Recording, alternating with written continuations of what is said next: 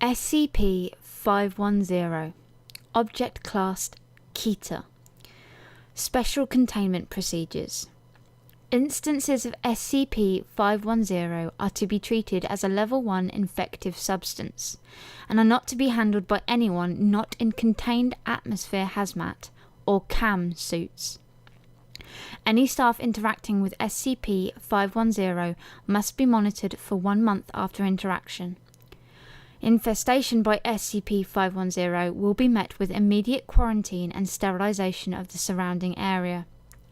Containment units must have airtight seals on any and all possible access points.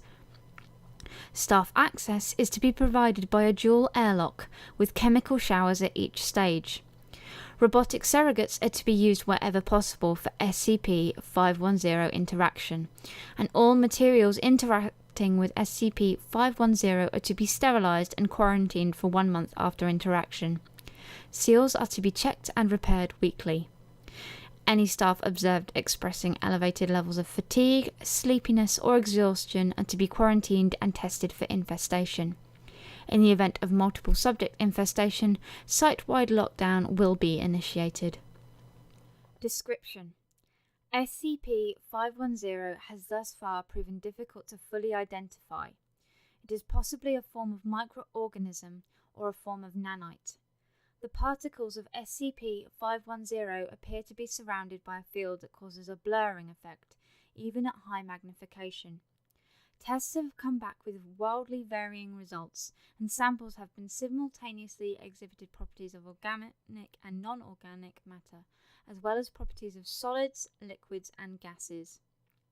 Current research views it as a form of mold or virus due to its response to high heat and chemical sterilization. SCP-510 infests soft surfaces such as fabric, feathers, hair, or foam, with the ability to remain dormant in such substances for years. If SCP-510 encounters delta waves, typically emitted by humans entering sleep, SCP-510 will activate and begin to infest any nearby organic life.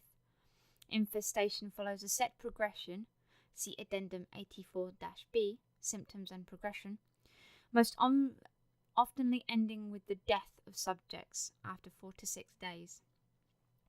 SCP-510 appears to prefer mammalian life for infestation, primarily human beings.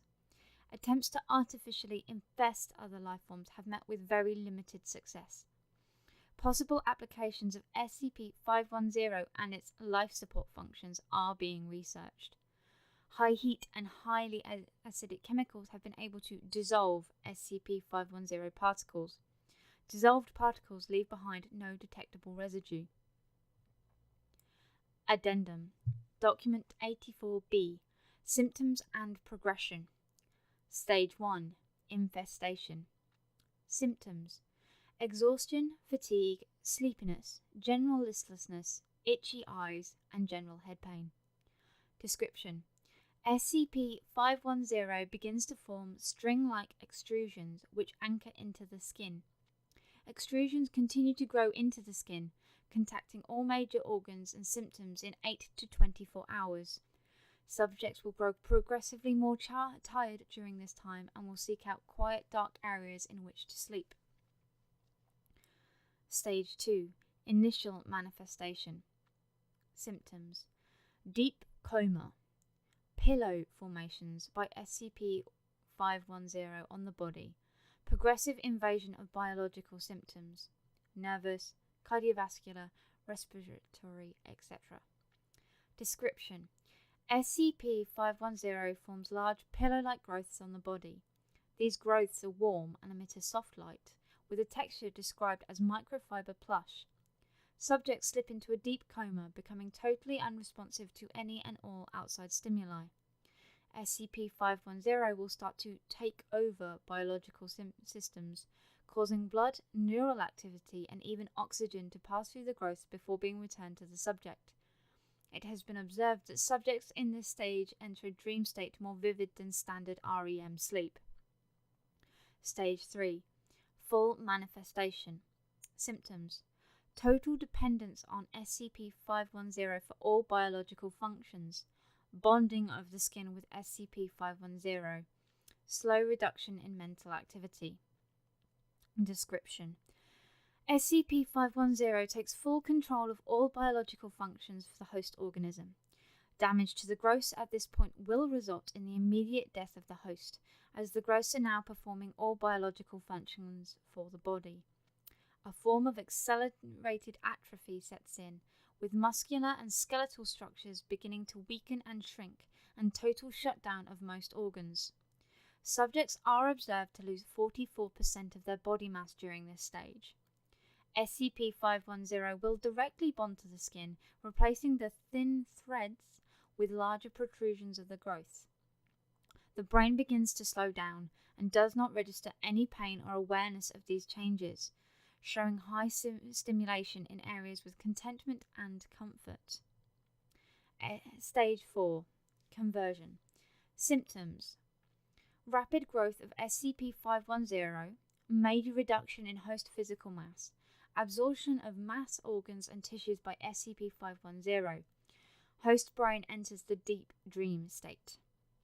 Description: SCP-510 begins to compromise the basic structure of the body, absorbing organs, skin, bones, and muscles. Subject's mass will be reduced to 1/10 of the initial size, with only a few tissues and the brain remaining. The brain enters a state labelled deep dreaming, in which brain activity is reduced to a point and that a subject may be declared legally dead. However, brain activity continues, with evidence of some sense of surroundings being recorded. This is remarkable, considering most hosts at this stage are a brain, spinal cord, and a few clumps of tissue encased in SCP-510 growth. Activity at this stage seemed to be initially located in comfort and contentment centers, with activity shifting to fear and alarm centers as conversion continues. SCP-510 begins to break down into individual particles on the surface of the growths. Stage 5. Resolution and sporing. Symptoms: absorption of remaining tissues, breakdown of SCP-510 into individual particles. Description: SCP-510 absorbs the remaining tissues, including the brain, over a period of 12 to 14 hours. Brain scans show highly elevated levels of activity, consistent with extreme fear or pain at this point, which slowly shifts back into a more relaxed state as the brain is absorbed. After full absorption, SCP-510 will break down into individual particles, with a full breakdown of the growth after 3 hours. Particles will then float in the air until making contact with a receptive surface.